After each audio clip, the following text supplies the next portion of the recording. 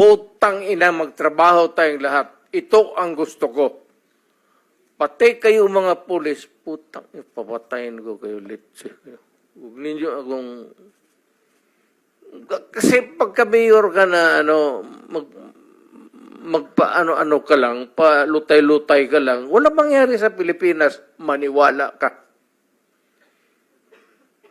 Lalo na yung mga mayors na pumapasok sa droga, yan ang dapat unahin patayin.